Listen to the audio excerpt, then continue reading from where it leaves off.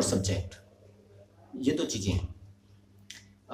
जब भी कोई हम स्टूडेंट लाइफ में होते हैं तो हम बहुत सारे सब्जेक्ट पढ़ जाते हैं, लेकिन कभी आपने सोचा है कि जो कुछ भी हम पढ़ रहे हैं, जो कुछ भी हम सीख रहे हैं, जो कुछ भी हमारे आसपास school colleges, central colleges, degree colleges, university और ये जो कॉम्पिटिशन वाले जो क्लासेस हैं, इन सब में जो पढ़ाया जा रहा है, ठीक है, और इन सबको पढ़ के भी हम जिस दिशा में जा रहे हैं, जो कर रहे हैं, जो पकड़ रहे हैं, वो सारी जो चीज़ें किस लिए हैं? आपने एक चीज़ ध्यान दी होगी कि और जो स्पिरिचुअलिटी में भी कहा जाता है कि ये सारी चीज़ें मन का विस्तार है। तो हम जब भी किसी को कुछ बताते हैं या डिग्री कॉलेज, इंटर कॉलेजेस या स्कूल वगैरह में जब भी कोई किताब पढ़ाते हैं, वो सिलेबस तो करा देते हैं, वो ये तो बता देते हैं कि बेटा देखो ये एक चैप्टर है और इसका ये क्वेश्चन है, इसका ये आंसर होना चाहिए। लेकिन क्या आपने कभी ध्यान दिया है कि क्या कोई टीचर या अधिकतर जो इंटर कॉलेजेस, जैसे आज इंटरनेशनल स्कूल के नाम से बहुत सारे जो है स्कूल कॉलेजेस, इंटर कॉलेज जो खुलते हैं, तो वो आपके सब्जेक्ट को आपके मन से रिलेट करके बताते हैं कि जो जो तुम पढ़ रहे हो इसका तुम्हारे मन से क्या लेना देना है।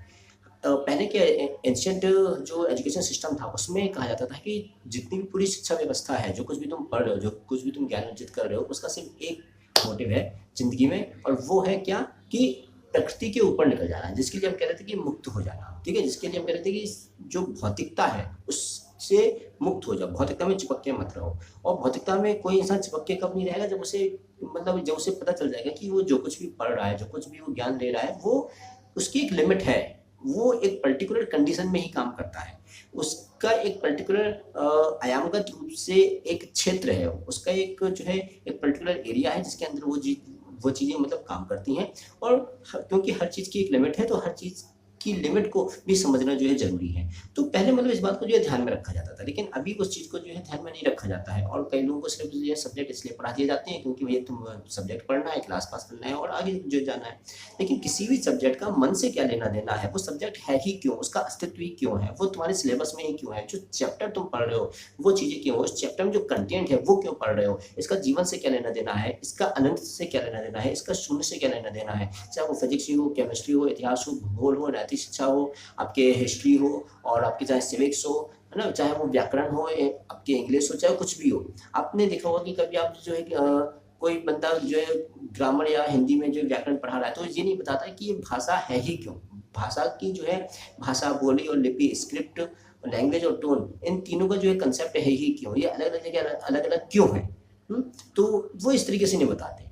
और जब हम इस तरीके से बताते हैं तो हम क्या है कि उसकी जो ज़मीनी जो चीज़ है, जो बिल्कुल फंडामेंटल जो चीज़ है, हम उससे हम स्टूडेंट्स को जो है मतलब वंचित कर देते हैं, उसको अलग कर देते हैं। और जब वो बंदा ये समझ ही नहीं पाता कि ये जो चीज़ वो पढ़ रहा है उसका फंडामेंटल मतलब रूट क्या है, उसकी जड़ कहाँ पे है, तो फिर वो बस ऊपर ऊपर से जो है पढ़ के ख़त्म कर देता है और फिर वो जो है आगे की क्लास में बढ़ जाता है, लेकिन वो उसकी जो सबसे ज़मीनी स्तर की जो चीज़ होती है वो उसको नहीं जो जान पाता। तो यहाँ पर ना एक खोखलापन रह जाता है, यहाँ पे एक गैप रह जाता है। इसलिए बहुत ज़रूरी है कि हम जो भी सब्जेक्ट अगले बंदे को बता रहे हैं, तो उसको हम ये भी बताएँ कि भई इसका मन से क्या लेना देना है। अब जैसे आप देखोगे कि हम कहते हैं कि सब एटम्स के अंदर जो है आपके इलेक्ट्रॉन, प्रोटॉन, न्यूट्रॉन होते हैं, फिर इसके अंदर और जो है छोटे-छोटे पार्टिकल होते हैं। लेकिन क्वांटम फिज़िक्स ये भी कहता है कि एक जो एटम होता है वो भी अपने अंदर मतलब उसके अंदर का जो हिस्सा है, ठीक है, वो भी 99.99% जो है खाली होता है, ठीक है? यानी कि जो सबसे छोटी चीज़ है उसके अंदर भी जो है खालीपन है, ठीक है? और हम अगर ब्रह्मांड में चले जाते हैं तो वहाँ पे हम देखते हैं खालीपन है। यानी कि क्वांटम फिज़िक्स और हम अगर मेटाफिज़िक्स को भी देखें तो दोनों ही चीज़ें एक चीज़ के ऊपर बात करते हैं कि आखिरी सत्ता किस चीज़ की है, व्हाट इज़ अल्टीमेट ट्रुथ, सबसे आखिरी में क्या, ठीक है? तो अब इसमें हालाँकि जो मेटाफिज़िक्स है, जो कि स्पिरिचुअलिटी के जो पॉइंट ऑफ व्यू से बात करती है, तो उसमें तो वो कह देती है कि भई अंतिम जो सत्ता है वो सत्य है और सत्य को कोई जान नहीं सकता। अब क्वांटम फिज़िक्स जो कि जो टोटली आज जिसे हम विज्ञान कहते हैं उसके आधार पे बात करती है, तो अब वो जाके अटक जाती है। अगर वो ब्रह्मांड की स्टडी करती है तो डार्क एनर्जी और डार्क मैटर पे जो जाके अटक जाती है। अगर वो बिल्कुल छोटे से छोटे पार्टिकल के तौर पे जाती है तो एटम्स के अंदर 99.99% जो है खाली हिस्सा है, जो है वो मतलब खाली हिस्सा है, तो अब खाली के आगे क्या? वो खाली से कुछ कैसे बन गया? इसको जो डिफाइन नहीं कर पाती। और वो कहते हैं सब कि एटम्स के अंदर वो जो इलेक्ट्रॉन, प्रोटॉन, न्यूट्रॉन है वो एक वाइब्रेशन है, वो एक पर्टिकुलर तरीके से बिहेव करते हैं, तो वाइब्रेशन कहाँ से आ गए? ठीक है? अब बात यहाँ आगे अटक जाएगी, तो मतलब कुछ ना कुछ सवाल रह ही जाता है ना? और इसको जब हम बच्चों को नहीं बताते तो फिर क्या है कि चीज़ें आधी अधूरी रह जाती हैं। हम उन्हें ये नहीं बताते कि ये तुम हिस्ट्री पढ़ क्यों रहे हो, वो बाबा आदम के ज़माने में जो कुछ हुआ उसका आज से क्या लेना देना है, ठीक है? तो वो सब क्या है कि अपने आसपास की दुनिया को, आसपास जो दुनिया में हो रहा है, ठीक है, वो उसको उस इतिहास से कनेक्ट ही नहीं कर पाता। हम उसे ये नहीं बताते कि भूगोल में जो पढ़ रहे हो कि मैदानी इलाके हैं, या ऐसे जंगल है, वहाँ वैसे जंगल है, यहाँ ये क्रॉप्स होती है, वहाँ क्रॉप्स होती है, ये मिट्टी है, ठीक है? तो ये सारी चीज़ें भी जो है एक लिमिट तक ही तुम्हारे काम की हैं। उस लिमिट के बाहर ये चीज़ें इतनी काम नहीं आएँगी, है ना? जब हम दुनियादारी की बात करते हैं, भौतिकता की बात करते हैं, शरीर की ज़रूरतों की बात करते हैं, वहाँ तक तो ये चीज़ें ठीक है, लेकिन उसके बाद क्या? तो इस तरीके से क्या है कि हर सब्जेक्ट को अपने मन से जो है रिलेट करके बताना जो है बहुत ज़रूरी हो जाता है।